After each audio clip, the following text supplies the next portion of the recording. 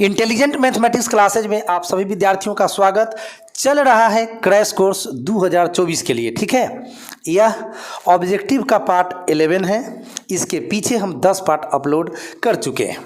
चलिए, तो इस पार्ट में 3 डायमेंशनल ज्योमेट्री के 20 महत्वपूर्ण प्रश्नों का हम चर्चा करेंगे, जिसमें निश्चित रूप से 3-4 क्वेश्चन आपका टकरा ही जाएगा बाबू। तो चलो ध्यान से सुनो।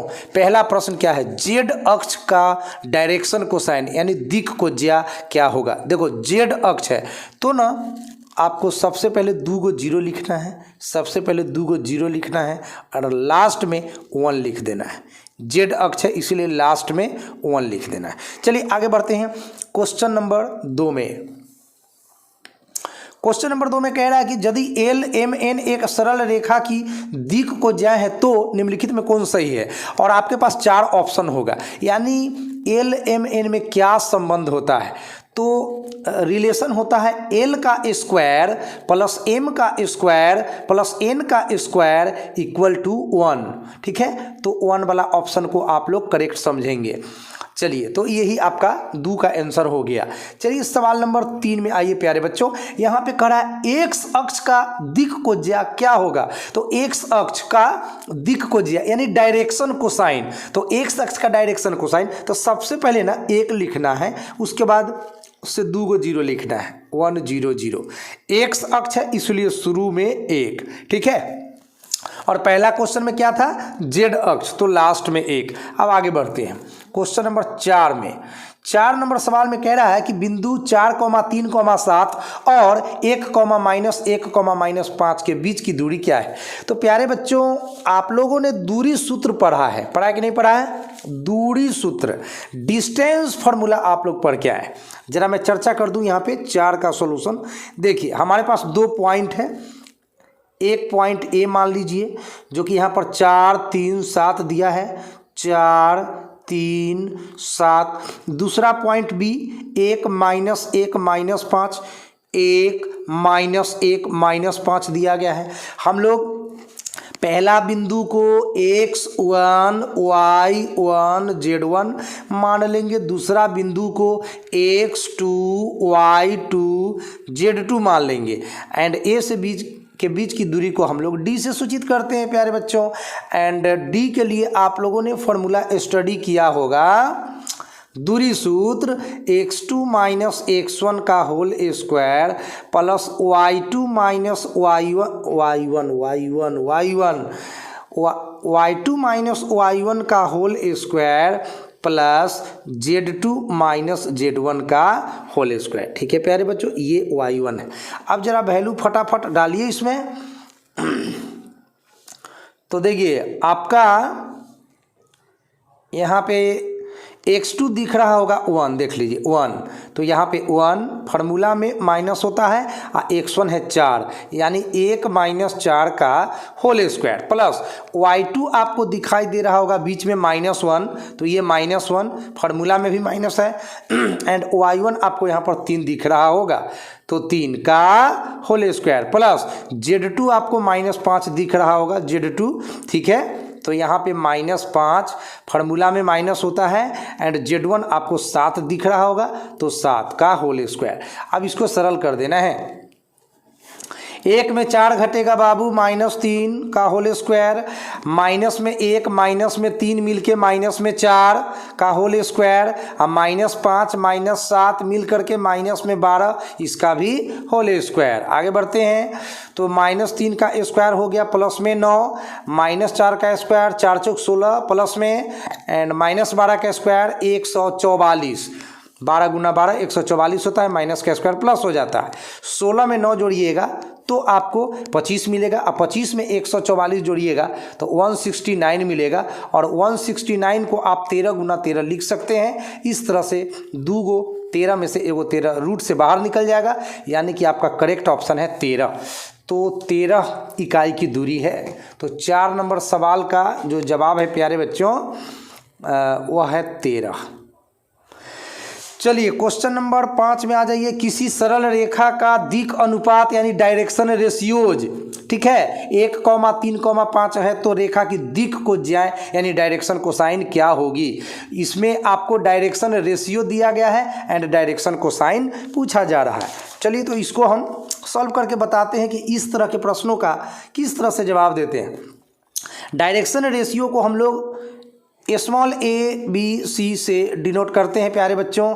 तो यहाँ पे a b c का वैल्यू दे रखा है 1 3 5, यहाँ लिख दो 1 3 5, ठीक है। अब डायरेक्शन कोसाइन दिक् को ज्याए ज्ञात करनी है ना, तो इसको हम लोग l से m से n से डिनोट करते हैं, l से m से एंड n से। तो l के लिए सूत्र है प्यारे बच्चों a बटा अंडर रूट a का स्क्वायर प्लस b का स्क्वायर प्लस c का स्क्वायर। अब आप a का वैल्यू देख सकते हैं 1 है, बटा रूट में आपका a का स्क्वायर यानी कि 1 का स्क्वायर, b का स्क्वायर यानी कि 3 का स्क्वायर प्लस c का स्क्वायर यानी कि 5 का स्क्वायर, ठीक है। चलो प्यारे बच्चों, अब आपका रिजल्ट आया 1 बटा 50 25 3 तिहाई 9, तो 25 और 9 हो गया आपका 50 25 और 3 तिहाई 9 कितना हुआ 25 और 9, इधर 1 का स्क्वायर 1, सबको जोड़ लीजिए फटाफट, 1 9 एंड 25, तो 9 1 10 35 हो रहा है बाबू। तो यहाँ पे रूट में आप 35 लिख दो। अब इसको सरल करने की कोई ज़रूरत नहीं है, बाटा में तो सबको यही लिखना है, रूट में 35 और ऊपर का डिजिट आपको 3 और 5 लेना है। तो इसमें ले लीजिए 3 बटा रूट में 35 और इसमें थर्ड वाला में ले लीजिए 5 बटा रूट में 35। तो चलो आप फटाफट 5 का आंसर लिख लो। 1 बटा रूट 35 कॉमा 3 बटा रूट 35 कॉमा लास्ट में आया था बुआ 5 बटा रूट 35। तो यहाँ पे आप लिख लो 5 बटा रूट में 35। चलो तो ये था सवाल नंबर आपका 5 बन गया। 6 में है y अक्ष का दिक् को ज्याए यानी कि डायरेक्शन कोसाइन। तो चलो भाई y अक्ष है ना, तो बीच में 1 लिखना है और शुरू में 0 और लास्ट में 0। चलो ये हो गया, x अक्ष y अक्ष z अक्ष में किसी का डायरेक्शन कोसाइन तो पूछेगा ही। उसके बाद 7 नंबर है मूल बिंदु से तल इतना की दूरी। चलिए भाई तो अब हम 7 नंबर सवाल को सोल्व करके दिखाएंगे, मज़े से देखते रहिए। मूल बिंदु का नियम क्या होता है बोलो, 0, 0, 0। और इस मूल बिंदु से हमें कहाँ की दूरी निकालनी है, कोई समतल दिया गया है 2x - 3y, जी हाँ कोई समतल दिया गया है हमारे पास। ये समतल रहा आपका 2x - 3y + 4z, ये +6 इधर में आएगा तो माइनस में 6 = 0। चलिए तो ये प्लेन है भाई, और यहाँ पे O से परपेंडिकुलर गिरा दीजिए प्लेन पर OM। तो हमें मूल बिंदु से इस समतल की यानी कि तल की यानी कि प्लेन की दूरी ज्ञात करनी है। तो हम लोगों को क्या करना है, इस प्लेन के समीकरण में x y z के जगह 0 0 0 डाल देना है एंड बाटा में √2 का स्क्वायर - 3 का स्क्वायर + 4 का स्क्वायर। तो चलिए फटाफट करते हैं। OM बराबर यानी कि मूल बिंदु से समतल की दूरी। तो सबसे पहले मॉड लगा के लिखते हैं, क्योंकि दूरी कभी भी निगेटिव नहीं होता है, इसीलिए मॉड लगा दिया जाता है।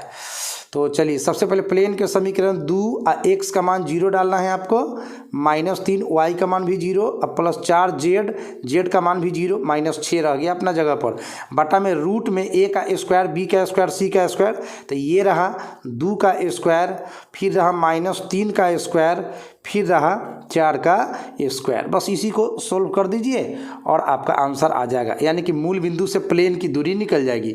2 × 0 0, 3 × 0 0, 4 × 0 0, माने ऊपर का ये पूरा कहानी ख़त्म, सिर्फ -6 बचा। एंड बाटा के नीचे आपका क्या आ रहा है, 2 का स्क्वायर 4, -3 का स्क्वायर 9 एंड 4 का स्क्वायर 16। ठीक है बच्चों, 16 9 25 4 कितना हो रहा 29। तो -6/√29। और ये मोड लगा हुआ है इसलिए ये माइनस भी खत्म हो जाएगा। तो 6/√29 यही है आपका करेक्ट आंसर। तो चलिए भाई 7 का आंसर आ चुका है 6/√29, 6/√29 29। ठीक है, चलिए 7 नंबर सवाल में आ जाइए। 7 तो हो गया, 8 में आ जाइए। तल 2x + 3y - 4z + 8 = 0 के समांतर तल का समीकरण बताना है। समांतर तल का मतलब मान लीजिए कि कोई ये प्लेन रहा, ठीक है, एंड इसी के पैरेलल एक और प्लेन है। तो इसके लिए क्या शर्त है, तो देखिए क्या करना है, सिर्फ ये जो कांस्टेंट 8 दिख रहा है ना, यही चेंज हो जाता है। तो अब हमको क्या करना है, इस प्लेन का समीकरण दे रखा है क्या, तो 2x + 3y - 4z + 8 = 0। इस प्लेन का पूछ रहा है तो सब कुछ सेम उतार दीजिए, 2x + 3y - 4z, और ये जो कांस्टेंट 8 है उसके जगह कोई कांस्टेंट बदल जाएगा तो के लिख देते हैं बराबर 0। तो 8 का आंसर आ चुका है। सब कुछ same उतारिए, 2x + 3y - 4z, 8 constant है ना, वहाँ पे आप कोई के कांस्टेंट डाल दीजिए, बराबर के बाद 0। यह प्लेन के पैरेलल प्लेन है। चलिए अब क्वेश्चन नंबर 9 में आप आ जाइए आराम से। क्वेश्चन नंबर 9 बोल रहा है कि मूल बिंदु से बिंदु इतना की दूरी ज्ञात कीजिए। ये तो बहुत ही आसान है। देखिए एक तो है मूल बिंदु 0,0,0, ये रहा मूल बिंदु, और ये कोई बिंदु P मान लीजिए, कोई पॉइंट है P जो कि है -3,4,5, और हमें डिस्टेंस निकालना है O से P तक का। तो इसके लिए सूत्र है रूट में x2 - x1 यानी -3 - 0, तो -3 ही रह जाएगा। y2 - y1 तो 4 - 0 तो 4 ही रह जाएगा का होल स्क्वायर। z2 - z1 यानी 5 - 0 यानी 5 का ही होल स्क्वायर। बस यूँ समझो कि इसको छोड़ो, बस इसका स्क्वायर करके जोड़ लो रूट में। -3 का स्क्वायर आपका 9 हो गया, 4 का स्क्वायर आपका 16 हो गया, एंड 5 का स्क्वायर 25 हो गया। तो यहाँ पे आपको आ गया 16 9 25 प्लस फिर से 25, 16 9 25 फिर से 25, 25 में 25 जोड़ेंगे, 25 में 25 तो 50 हो जाएगा, एंड 50 रूट में है तो इसको लिख सकते हैं 5 × 5 × 2। 2 को पेयर बन रहा है 5 का, तो इसमें से एक बाहर हो जाएगा, 2 का पेयर नहीं बना तो रूट में रह जाएगा। 5√2 इसका आंसर हो गया बाबू। तो 9 का आंसर है 5√2। इसी को अपना करेक्ट ऑप्शन समझेंगे। एंड एक्स वाई तल का समीकरण क्या है, तो एक्स वाई तल का समीकरण है, एक्स वाई तल का समीकरण है प्यारे बच्चों z = 0। ठीक है, तो चलिए नेक्स्ट का 10 क्वेश्चन अभी दिखलाते हैं आप लोगों को। चलिए सवाल नंबर 11 है, अंतःखंड रूप में तल यानी कि प्लेन का मानक समीकरण क्या होगा। ठीक है प्यारे बच्चों, इसको बहुत अच्छे से समझिएगा, है ऑब्जेक्टिव सवाल लेकिन बहुत ही अच्छा सवाल है। देखिए आपका यहाँ पे x अक्ष है, यहाँ पे y अक्ष है, और यहाँ पे z अक्ष है, और ये रहा कोई प्लेन। ठीक है, ये कोई प्लेन है आपका, ये कोई समतल है आपका। ठीक है, जो x अक्ष को किसी पॉइंट A पर, y अक्ष को किसी पॉइंट B पर, एंड z अक्ष को किसी पॉइंट C पर काट रहा है। यह A पॉइंट x अक्ष पर स्थित है तो इसका नियामक मान लीजिए a, 0, 0 है। यह B पॉइंट y अक्ष पर स्थित है, मान लीजिए 0, B, 0 इसका नियामक है। एंड C पॉइंट z अक्ष पर स्थित है तो 0, 0, एंड C इसका नियामक है। तो इस समतल का ये जो समतल हुआ इसका समीकरण अंतःखंड रूप में यानी इंटरसेप्ट फॉर्म, इसको अंग्रेजी में प्यारे बच्चों बोला जाता है इंटरसेप्ट फॉर्म। ठीक है, हिंदी में अंतःखंड रूप कहा जाता है। तो x/a + y/b + z/c = 1 होता है। तो ये था 11 का सॉल्यूशन। तो इस सूत्र को आप याद रखिएगा। 3D का यह बहुत ही महत्वपूर्ण फार्मूला है जिस पर हर साल किसी न किसी रूप में प्रश्न आता है। ठीक है, x/a जोड़ y/b जोड़ z/c = 1, इसको समतल का इंटरसेप्ट फॉर्म में इक्वेशन बोलते हैं, अंतःखंड रूप। ठीक है, चलिए तो लिख दीजिए यहाँ पे 11 का answer x/a + y/b plus Z बटे सी इक्वल टू 1। चलिए सवाल नंबर 12 में आ जाए प्यारे बच्चों। यदि किसी सरल रेखा का दिक् को ज्याएं इतना इतना और x हो तो x का मान क्या होगा। चलिए भाई देखते हैं। जैसा कि हम जानते हैं कि दिक् को ज्याओं को हम लोग एल एम एन से डिनोट करते हैं कि नहीं करते हैं, करते हैं। तो मान लो एल दिया है 3/√77, एम दिया है -2/√77 और एन निकालना है। और एक फार्मूला आपने यह भी पढ़ा है कि एल का स्क्वायर प्लस एम का स्क्वायर प्लस एन का स्क्वायर बराबर कितना होता है, बोलिए जल्दी, 1 होता है। अगर 3D पढ़े हैं तो बोलिए 1 होता है। अब एल का वैल्यू 3/√77, तो चलिए भाई 3/√77 लिख दीजिए, इसका स्क्वायर कीजिए। एम का वैल्यू माइनस में 2/√77, इसका भी स्क्वायर कर दीजिए। प्लस एन का वैल्यू तो x है, तो x का स्क्वायर इक्वल टू 1। अब इसको सरल कीजिएगा तो बुआ 3 का स्क्वायर 9 होगा, √77 का स्क्वायर सीधे 77 होगा, रूट खत्म स्क्वायर करने से, -2 का स्क्वायर 4 होगा एंड √77 का स्क्वायर 77 होगा, प्लस में x का स्क्वायर इक्वल टू 1। 77 का एलसीएम लीजिएगा तो 77 होगा। तो यहाँ पे बच रहा है 9 + 4, ये x स्क्वायर इक्वल टू 1, ठीक है। एंड 9 में 4 जोड़िएगा बुआ तो 13 होगा, बटा में √77 प्लस में x स्क्वायर इक्वल टू 1। अब इसको हम लिख सकते हैं x square equal to 1 plus 13/77, उधर गया तो माइनस में 13/77 हो गया। इस तरह से x स्क्वायर इक्वल टू 77 लघुत्तम हो गया, तो 77 - 13। अब आपके पास 7 में से 3 घटा तो 4 हुआ, 7 में से 1 घटा तो 6 हुआ, 64/77। इस तरह से x पर से स्क्वायर खत्म होगा तो उधर में क्या लग जाएगा, रूट लग जाएगा, 64/77। अब 64 का वर्गमूल 8 निकल जाएगा, 77 का तो निकलेगा नहीं, तो रूट में 77 ही रह जाएगा। तो 8/√77 आंसर हो गया 12 का। 12 का आंसर हुआ प्यारे बच्चों 8/√77। आगे आइए सवाल नंबर 13 में आ जाइए। समतल 3x + 4y + 5z = 13 द्वारा x अक्ष पर जो काटा गया अंतःखंड है, अंतःखंड को इंटरसेप्ट कहते हैं, वह क्या होगा। चलिए तो हम इसका इंटरसेप्ट करके आपको दिखाते हैं। सवाल नंबर 13 का सॉल्यूशन देख लीजिए। दिया गया प्लेन क्या है बच्चों, 3x + 4y + 5z = 13। हमें एक अक्ष पर का अंतःखंड निकालना है। तो सबसे पहले आपको मैं याद दिला दूं कि इसको x/a जोड़ y/b जोड़ z/c बराबर 1 के रूप में पहले लाना पड़ेगा। तो बराबर के बाद 1 लाने के लिए हम 13 से भाग देंगे, क्योंकि बराबर के बाद इस इक्वेशन में 13 मौजूद है। तो सबसे पहले डिवाइडिंग बोथ साइड बाय 13, तो 3x के बटा में भी 13 आ जाएगा, प्लस 4y के बटा में भी 13 चला जाएगा, प्लस 5z के बटा में भी 13 जाएगा, और 13 के बटा में 13 जाएगा तो 1 हो जाएगा। अब x के बटा में कौन सा नंबर जा रहा है, तो 13/3। y के बटा में कौन नंबर जा रहा है, तो 13/4। एंड z के बटा में कौन नंबर जा रहा है, तो 13/5 बराबर 1। अब आप गौर से देखेंगे तो ये समीकरण इसको फॉलो कर रहा है कि नहीं कर रहा है।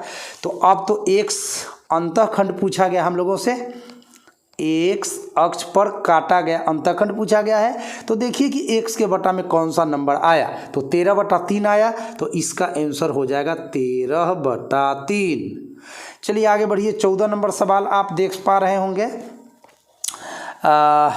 यहाँ पे कह रहा है कि सरल रेखा x + 2/3 बराबर y - 4/5 बराबर z - 3/2 किस बिंदु से होकर गुजरती है, उस पॉइंट को हम लोगों को बताना है।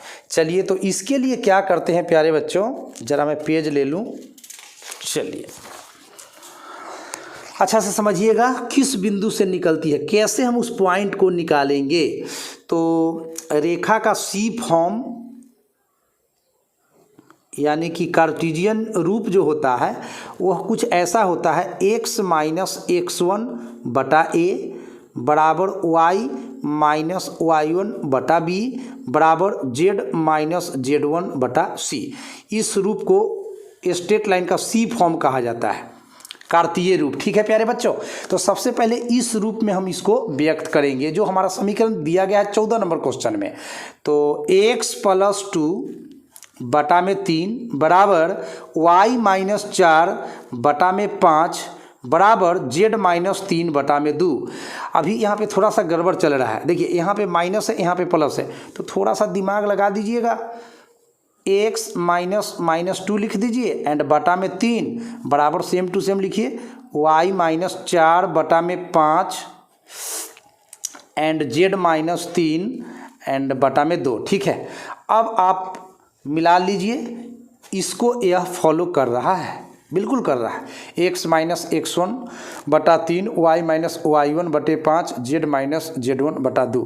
तो ये पॉइंट होता है आपका। तो प्यारे बच्चों -2 4 एंड 3 इसी बिंदु से होकर के आपका रेखा गुजरता है। तो ऑप्शन हो जाएगा माइनस में 2 4 3। ऐसे ट्रिक याद रखिएगा, यहाँ +2 है तो -2 लिखना है, यहाँ -4 है तो +4 लिखना है, यहाँ -3 है तो आपको +3 लिख देना है। ट्रिक से आप निकाल लीजिएगा -2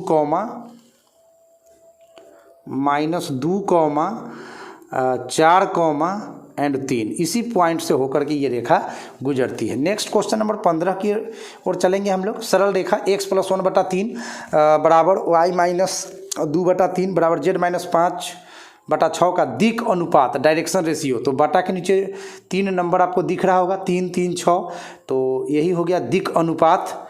तो 3, 3, 6 यही है आपका 15 का आंसर। आज ये 16 नंबर में।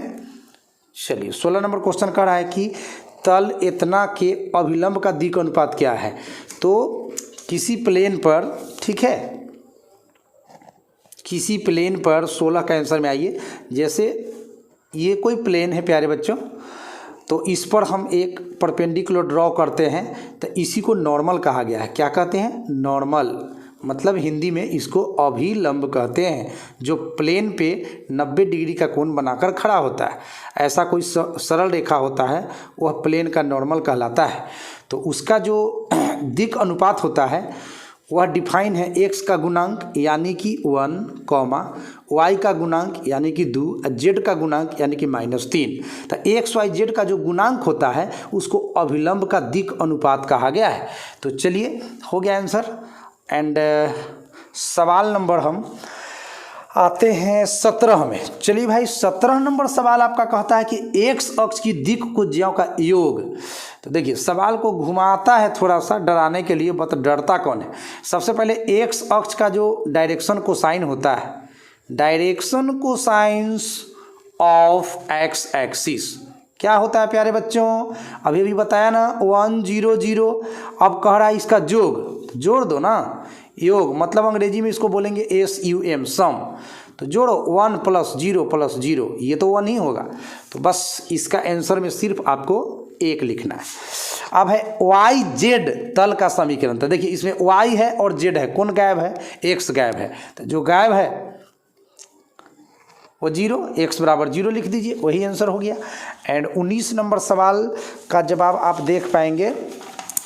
एक सरल रेखा XYZ अक्ष के धन दिशा से अल्फा बीटा गामा कोण बनाती है, तो कौन सा कथन सही है? आपके पास ऑप्शन होंगे, वो ऑप्शन यहाँ मैंने नहीं लिखा है, बस इसका सही जवाब आप तक मैं पहुँचाता हूँ। कोई सरल रेखा X अक्ष के साथ अल्फा कोण बनाया तो L बराबर क्या हो जाएगा? cos alpha. Y अक्ष के साथ बीटा कोण बनाया तो M बराबर क्या हो जाएगा? cos beta. एंड Z अक्ष के साथ गामा कोण बनाया तो n बराबर क्या हो जाएगा? cos gamma. ठीक है, अब फार्मूला होता है L का स्क्वायर जोड़ M का स्क्वायर जोड़ n का स्क्वायर बराबर 1।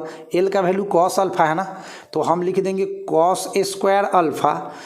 M का वैल्यू cos बीटा है ना, तो लिख देंगे cos square beta. And n का वैल्यू cos गामा है, तो लिख देंगे cos square gamma equal to 1। तो यही है आपका correct option, cos square alpha जोड़ cos स्क्वायर बीटा जोड़ cos square gamma equal to 1। And last question है इस वीडियो के लिए प्यारे बच्चों, एक्स अक्ष पर स्थित बिंदु किस रूप का होगा? तो वाई नियामक का जेड नियामक 0 होगा। एक्स का मान कोई भी पॉजिटिव या निगेटिव नंबर होगा, तो x, 0, 0 इस रूप में अगर कोई पॉइंट है तो वह माना जाएगा 3D में एक्स अक्ष पर स्थित है। तो आई होप आज का वीडियो आपको बहुत अच्छा लगा होगा। जल्द से जल्द हम पार्ट 12 ऑब्जेक्टिव का लेकर आपके लिए हाजिर रहेंगे। तो अगर वीडियो में आपकी दिलचस्पी बनती है, आपको लगता है कि ये वीडियो मेरे लिए हेल्पफुल है, तो निश्चित रूप से हमारे चैनल को सब्सक्राइब कर लें, क्योंकि हम इसी तरह का उपयोगी वीडियो बनाते रहते हैं, स्टूडेंट्स का हेल्प करते रहते हैं और स्टूडेंट्स को अच्छा मार्क्स एग्जाम में लाने में मदद करते रहते हैं। तो आज की इस वीडियो में इतना ही। Thank you so much.